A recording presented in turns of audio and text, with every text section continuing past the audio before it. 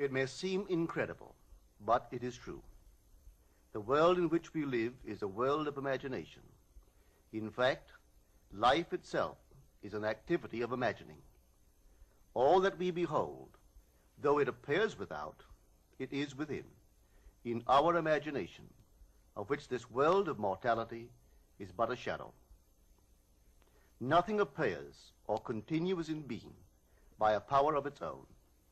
Events happen because comparatively stable imaginal activities created them, and they continue in being only as long as they receive such support. Therefore, the secret of imagining is the greatest of all problems, to the solution of which everyone should aspire. For supreme power, supreme wisdom, and supreme joy lie in the solution of this great mystery.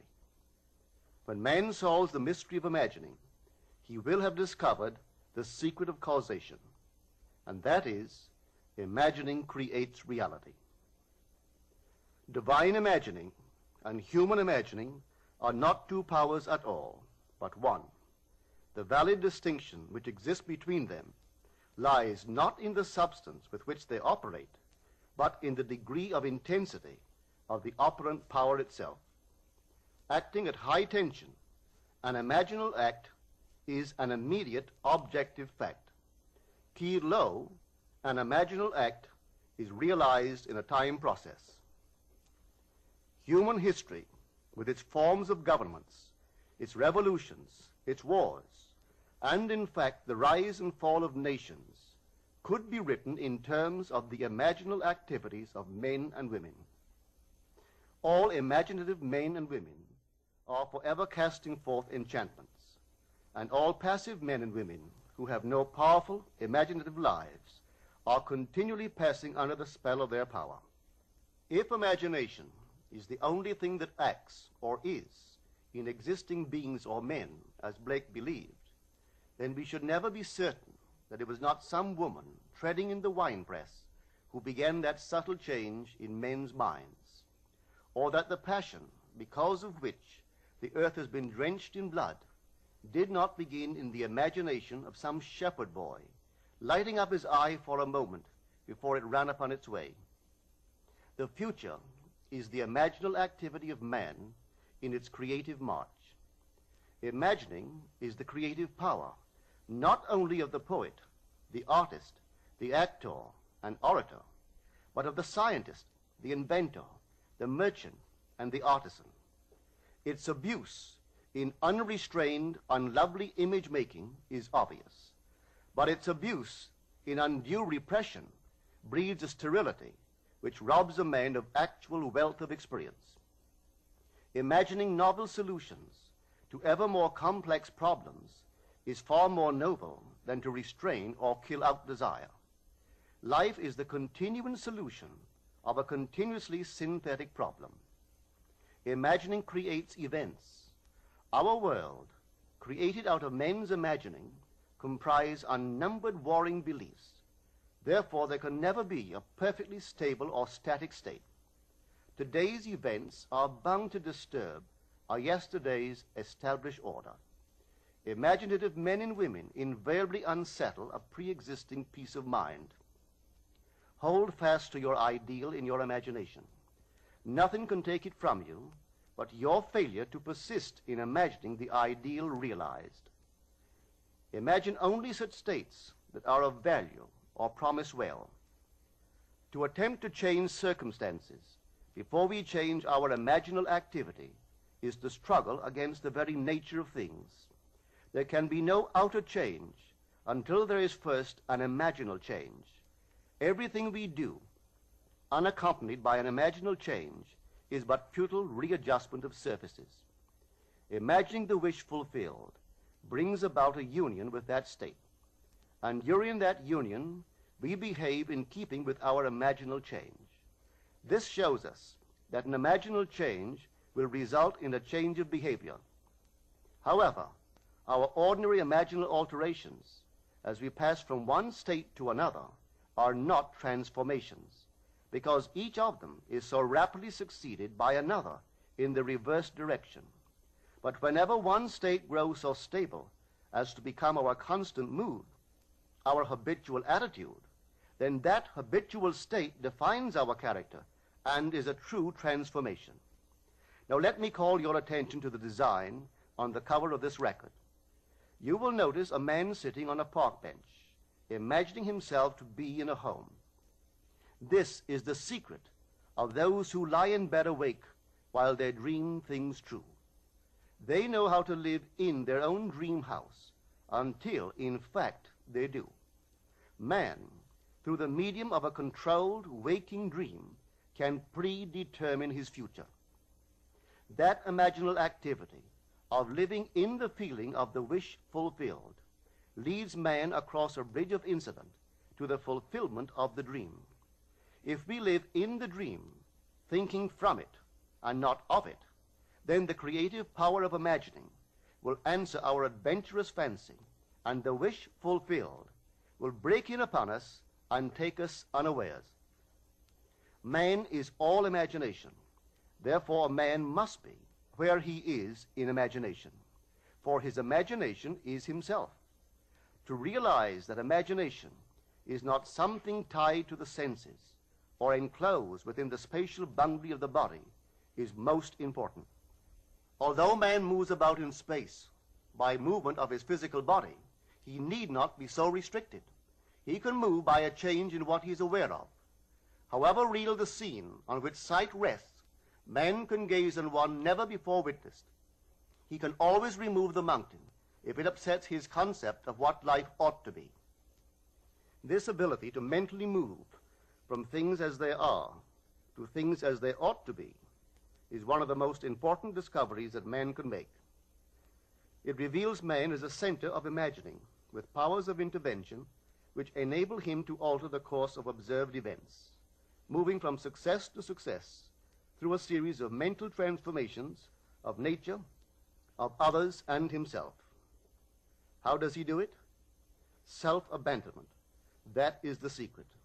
He has to abandon himself mentally to his wish fulfilled, in his love for that state, and in so doing live in the new state and no more in the old state. Now we can't commit ourselves to what we do not love, so the secret of self-commission is faith plus love. Faith is believing what is incredible.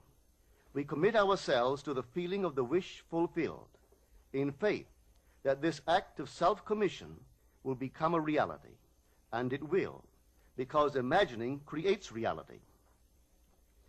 Imagination is both conservative and transformative. It is conservative when it builds its world from images supplied by memory and the evidence of the senses. It is creatively transformative when it imagines things as they ought to be, building its world out of the generous dreams of fancy. In the procession of images, the ones that take precedence naturally are those of the senses. Nevertheless, a present sense impression is only an image. It does not differ in nature from a memory image or the image of a wish. What makes a present sense impression so objectively real is the individual's imagination functioning in it and thinking from it, whereas in a memory image or a wish, the individual's imagination is not functioning in it and thinking from it, but is functioning out of it and thinking of it. If the individual would enter into the image in his imagination, as the design on the cover of this record suggests, then would he know what it is to be creatively transformative. Then would he realize his wish, and then he would be happy. Every image can be embodied, but unless man himself enters the image and thinks from it, it is incapable of birth. Therefore, it is the height of folly to expect the wish to be realized by the mere passage of time. That which requires imaginative occupancy to produce its effect obviously cannot be effected without such occupancy. We cannot be in one image and not suffer the consequences of not being in another. Imagination is spiritual sensation. Enter the image of the wish fulfilled, then give it sensory vividness and tones of reality by mentally acting as you would act were it a physical fact. Now, this is what I mean by spiritual sensation. Imagine that you are holding a rose in your hand. Smell it. Do you detect the odor of roses? Well, if the rose is not here, why is its fragrance in the air? Through spiritual sensation, that is, through imaginal sight, sound, scent, taste, and touch, man can give to the image sensory vividness. If he does, all things will conspire to aid his harvesting. And on reflection, he will see how subtle were the threads that led to his goal. He could never have devised the means which his imaginal activity used to fulfill itself. If man longs to escape from his present sense fixation, to transform his present life into a dream of what might well be, he has but to imagine that he is already what he wants to be, and then feel the way he would expect to feel under such circumstances. Let him, like the make-believe of a child who is remaking the world after its own heart, create his world out of pure dreams of fancy. Let him mentally enter into his dream. Let him mentally do what he would actually do were it physically true. He will discover that dreams are realized not by the rich, but by the imaginative. Nothing stands between man and the fulfillment of his dreams but facts, and facts are the creations of imagining. If man changes his imagining, he will change the facts. Man and his past are one continuous structure. This structure contains all of the facts which have been conserved and still operate below the threshold of his surface mind. For him, it is merely history. For him, it seems unalterable, a dead and permanently fixed past. But for itself, it is living. It is part of the living age. We cannot leave behind us the mistakes of our past, for nothing disappears. Everything that has been is still in existence. The past still exists, and it gives and still gives its results. Man must go back in memory, seek for and destroy the causes of evil, however far back they lie. This going into the past and replaying a scene of the past in imagination as it ought to have been played the first time, I call revision. And revision results in repeal. Changing our lives means changing the past. The causes of the present evil are the unrevised scenes of the past. The past and the present form the whole structure of man. It is carrying all of its contents with it. Any alteration of content will result in an alteration in the present and future.